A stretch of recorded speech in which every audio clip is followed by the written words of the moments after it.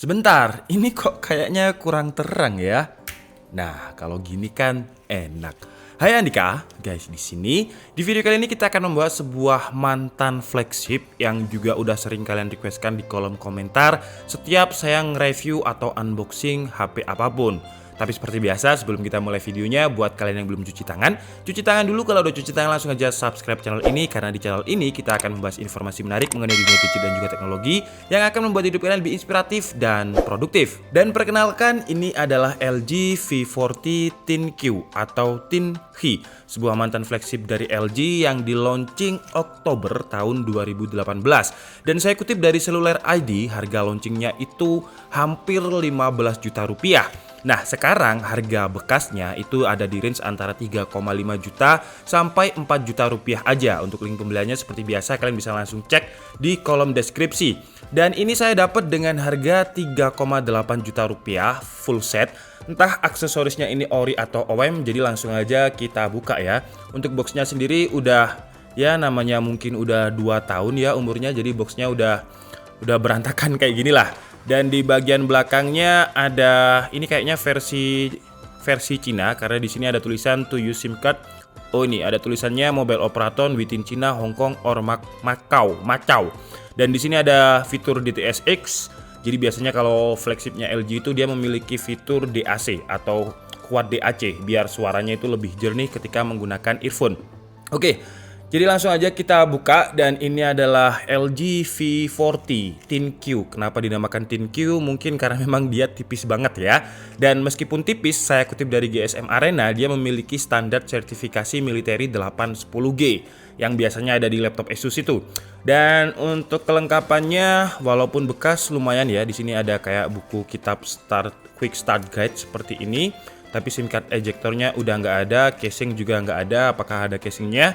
Kemudian ada batok charger, ini entah ori atau enggak. Jadi buat kalian yang mungkin pernah beli LG V40 bisa tulis di kolom komentar ini ori atau enggak. Dan untuk outputnya dia 9 volt 1,8 ampere, jadi 10 watt lebih. Kemudian kita dapat kabel Type-C juga. Kabel datanya seperti ini, dia udah pakai Type-C. Dan sayangnya nggak ada earphone. Jadi buat kalian yang pernah juga beli LG V40 di tahun 2018, kalian bisa tulis di kolom komentar apakah dia mendapatkan earphone. Karena kan dia memiliki fitur yang bagus banget ya kalau misalkan digunakan untuk earphone, yang biasanya digunakan untuk audiophile atau musisi atau orang-orang yang suka musik, karena fitur DAC-nya itu benar-benar membantu. Oke, sekarang kita bahas dulu untuk LG V40-nya secara fisik ya. Kalau secara fisik sih menurut saya masih cukup oke. Jadi kondisinya masih lumayan mulus, nggak ada baret-baret bekas pemakaian. Cuman kayaknya ini kotor aja, kayak kena bekas tangan di bagian sini. Kemudian di sini kameranya ada 3, satu LED flash dan juga ada fingerprintnya di bagian belakang. Di sini ada tulisan V40 ThinQ dan di sini ada logo LG. Nah, LG V40 ThinQ yang keluar tahun 2018 ini juga udah memiliki triple kamera dengan 12 megapiksel lensa standar, 12 megapiksel lensa telephoto, dan 16 megapiksel lensa ultra wide. Kemudian kalau untuk build quality-nya di bagian belakang ini udah pakai Corning Gorilla Glass 5, dan di sini ada semacam kayak 3D curve-nya. Jadi dia masih curve di bagian pojoknya nih. Kemudian untuk tulangnya juga udah pakai aluminium, dan di bagian depannya layarnya ini juga menggunakan Corning Gorilla Glass 5. Dan untuk selfie kameranya dia memiliki 2 kamera. Jadi ada lensa 8 megapiksel dan juga ada lensa 5 megapiksel. Dengan total kameranya LG V40 ini berarti 5 kamera. Oke, sekarang kita coba dulu untuk lihat port-portnya. Jadi di sini ada tombol lock dan off. Di sini ada SIM card. Kemudian di bagian atasnya ada mic. Di bagian kirinya ada volume up and down, dan ini tombol apa nanti kita cari tahu. Biasanya sih tombol shortcut untuk Google Assistant ya. Kemudian di sini masih ada audio jack, karena sekali lagi fitur yang saya sebutkan tadi ada DAC dan juga DTS:X audio. Kemudian di sini udah ada Type-C dan ada speaker. Speakernya ada berapa? 1 atau 2, kita coba cek langsung aja. Jadi langsung aja kita nyalakan. Dan sambil kita nyalakan mungkin akan saya install beberapa aplikasi benchmark dan juga kita aktifkan untuk fingerprintnya. Oke, jadi udah selesai saya aktivasi dan saya install beberapa aplikasi untuk benchmark. Dan mungkin sekarang langsung aja kita coba untuk fingerprintnya yang ada di bagian belakang ini ya. Set, kok nggak bisa? Sebentar, sekali lagi. Nah, oke, jadi untuk fingerprintnya lumayan cepat. Oke, masih lancar dan lumayan cepat. Dan sekarang langsung aja kita cek untuk spesifikasinya di AIDA ya.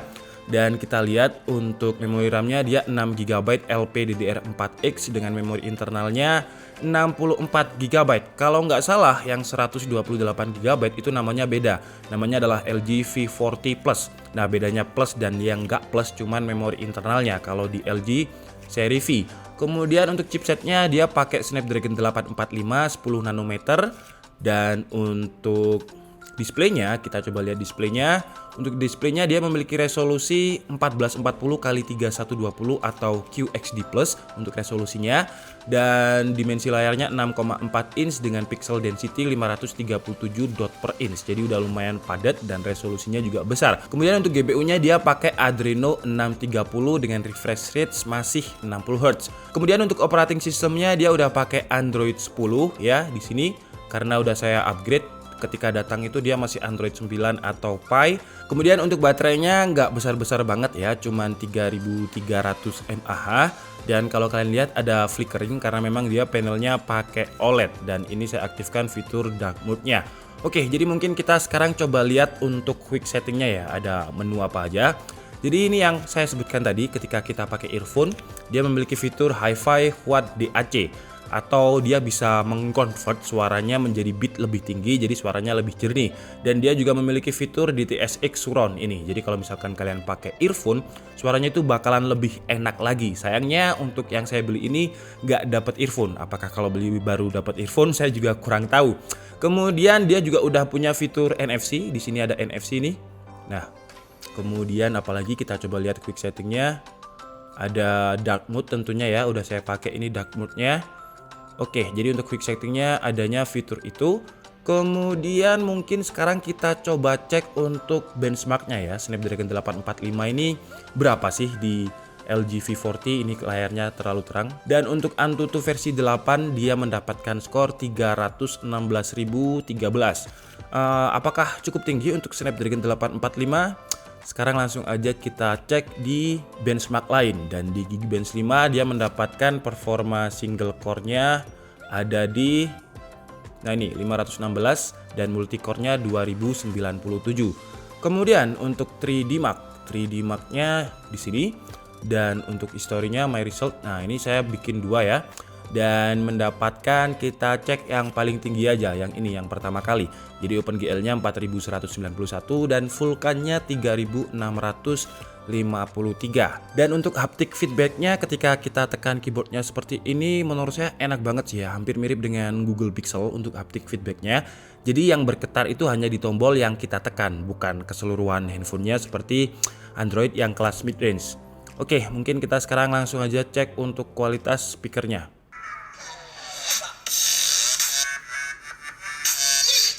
Oke, jadi untuk speakernya lumayan kenceng sebenarnya, cuman sayangnya untuk sebuah flagship tahun 2018 speakernya cuman satu aja di bawah, jadi belum dual speaker. Dan sekarang kita coba cek untuk kualitas dari panel OLED-nya ya, dan apakah untuk YouTube dia bisa mentok di resolusinya. Dan kalau kita lihat di sini dia bisa, kualitinya itu bisa sampai 1440 60 dan dia juga memiliki fitur XDR ya.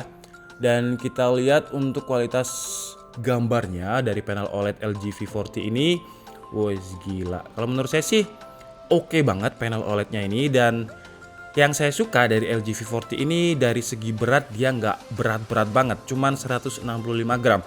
Jadi kalau misalkan kalian untuk streaming atau nonton Netflix dan digunakan untuk tiduran gitu ya, dia nggak terlalu berat, jadi tangan itu nggak terlalu kram kalau misalkan megang handphone yang terlalu lama. Dan sensornya lengkap, jadi ada gyro, ada proximity, ada kompas, ada barometer dan lain-lain seperti yang bisa kalian lihat di sini. Sekarang langsung kita cek untuk real drum. Kita cek apakah layarnya ini udah cukup responsif. Untuk touchscreen-nya biasanya penyakitnya itu di pinggir-pinggir seperti ini ya.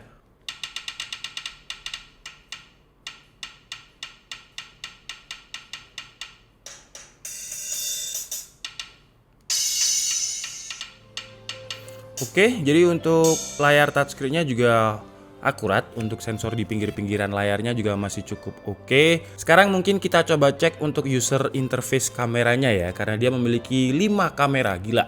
Untuk kamera belakangnya ada 3, jadi dia memiliki ini lensa sebentar, ini lensa zoom, kemudian ini ultra wide, ini wide, dan ini untuk telefotonya. Seperti ini. Kemudian untuk videonya, untuk user interface-nya kita coba lihat, dia bisa sampai 4K seharusnya ya. Dan dia juga memiliki fitur steady recording biar lebih stabil, dan untuk resolusinya kamera belakang bisa di 4K 60 fps. Nah seperti ini. Kalau misalkan 4K biasanya steady recordingnya ini off, atau steady recordingnya ini cuman bisa ketika kita menggunakan fitur Full HD 60 fps. Kemudian untuk fitur-fitur lain di sini ada fitur bokeh atau portrait, di sini ada studio ya. Kemudian ini ada softbox, contour, stage mono, sama seperti di iPhone kayaknya ya fitur studio ini. Kemudian di sini ada AI kamera juga, dan juga ada triple shot. Nah, triple shot ini 3 kameranya akan bekerja sekaligus. Jadi kalau misalkan kita tekan seperti ini. Nah, jadi lensa wide, lensa ultra wide, dan juga lensa telefotonya itu akan bekerja secara bersamaan. Jadi kita akan mendapatkan 3 gambar sekaligus nih. Nah, ultra wide, wide, dan juga telefoto, triple shot. Kemudian untuk kamera depannya, dia memiliki lensa wide dan juga ultra wide. Kalau misalkan kita ganti ke kamera depan seperti ini, nah di sini ada pilihan. Ada pilihan untuk ultra wide dan juga wide. Mungkin sekarang langsung aja kita coba untuk ambil gambar di luar. Oke, jadi ini adalah kualitas dari selfie kameranya di mode video Full HD 60 fps. Sebenarnya dia memiliki 2 lensa, jadi ada lensa ultra wide dan juga lensa wide. Cuman kalau misalkan kita udah ngerekam itu nggak bisa ganti lensa, jadi harus dimatikan dulu. Nah ini adalah lensa yang satunya, lensa wide, berarti yang tadi adalah lensa ultra wide. Kalau untuk stabilnya sama dengan yang tadi, dan dia cuman bisa sampai di Full HD 60 fps. Dan kalau misalkan backlight kira-kira seperti ini hasilnya. Nah dan ini adalah resolusi 4K 30 fps. Kalau misalkan kita pakai kamera belakang seperti ini, kita bisa ganti nih lensanya. Ini adalah lensa ultra wide. Dan kalau misal kita tekan, nah seperti ini kita bisa zoom sampai ke lensa wide. Nah seperti itu. Dan untuk kamera belakangnya cukup terlihat natural dan masih oke banget. Cuman kalau kamera depannya entah kenapa saya merasa kualitas gambarnya itu agak sedikit flat. Lanjut ke tes gaming. Pertama kita coba dulu di COD Mobile dengan grafiknya high, frame rate-nya very high, dan hasilnya nggak ada masalah dengan frame rate yang stabil di angka antara 57 sampai bisa ke 61 fps. Kemudian lanjut ke game PUBG. Di sini kita coba menggunakan settingan smooth extreme, dan hasilnya nggak ada masalah juga dengan frame rate yang cukup stabil. Meskipun ini saya coba untuk naik mobil dengan kecepatan yang cukup tinggi biar framenya lebih padat. Frame terendahnya itu ada di angka 52 dan dia bisa stabil di 60 fps. Lanjut ke game Honkai Impact 3, sebenarnya untuk rekomendasi dari Honkai itu ada di angka 3, cuman saya paksakan untuk di angka 4 biar dia bisa 60 fps. Sayangnya di settingan ini keteteran, Snapdragon 845 di LG V40 bisa sampai 20 fps dan cukup nge-lag juga, padahal ini belum mode open world ya, masih mode capture. Kemudian untuk suhu temperatur surface-nya di bagian belakang sebenarnya nggak terlalu panas, cuman kalau di layar itu bisa sampai 41,5 derajat Celcius. Jadi cukup hangat lah, nggak panas-panas banget. Oke guys, jadi mungkin cukup segitu aja ya video unboxing dan juga hands-on yang sesuai kalian requestkan, yaitu LG V40 ThinQ. Dan buat kalian yang request untuk smartphone apapun, silahkan tulis di kolom komentar, karena jujur saking banyaknya smartphone yang turun harga atau yang base value banget, saya nggak tahu, mungkin kalian lebih tahu, jadi kalian bisa tulis di kolom komentar untuk membantu saya mencari handphone apa lagi yang pantas untuk direkomendasikan di DKID. Dan untuk first impresi saya dari LG V40 ini, yang saya seneng adalah beratnya yang ringan ya, bobotnya yang ringan dengan hanya 165 gram, dan dia juga tipis banget. Dan saya lupa tadi tombol ini ya. Jadi ini adalah tombol untuk voice Google Assistant, sama di Asus Zenfone 6 kemarin. Dan untuk kekurangannya di video unboxing ini saya cuma bisa menemukan satu sih, yaitu speaker. Speakernya masih mono, masih satu aja di bagian bawah. Seharusnya sih kalau flagship menurut saya harus dual speaker. Kemudian untuk kelebihannya mungkin dia memiliki 5 kamera ya. Jadi untuk selfie kameranya itu ada 2 dan triple kameranya ada 3. Mungkin buat kalian juga nggak suka fingerprint yang ada di sini karena terlalu tradisional, tapi ya saya nggak bisa komplain karena ini adalah flagship yang berumur 2 tahun lalu. Kemudian untuk layarnya menurut saya juga GG banget dengan QHD Plus, resolusinya dengan panel OLED. Cuman apakah bisa ya disetting kayak OnePlus 8 Pro untuk menghemat baterainya? Jadi kita, ini bisa. Jadi untuk screen resolusinya bisa kita turunkan nih. Nah, paling mentok di 1560, kemudian ada 2340x1080. Kenapa enak untuk seperti ini? Itu biar baterainya itu lebih hemat. Karena kan kalau misalkan kita pakai fitur yang itu terus, yang QHD Plus terus, itu baterainya nanti bakalan cepet boros. Apalagi baterainya cuma 3300 mAh.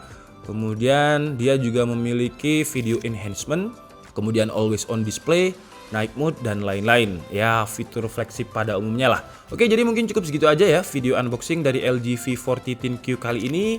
Saya minta maaf kalau ada kesalahan dalam penyampaian informasi. Seperti biasa, kalian bisa mengkoreksinya di kolom komentar. Saya Niko Setiabudi and see you on the next video.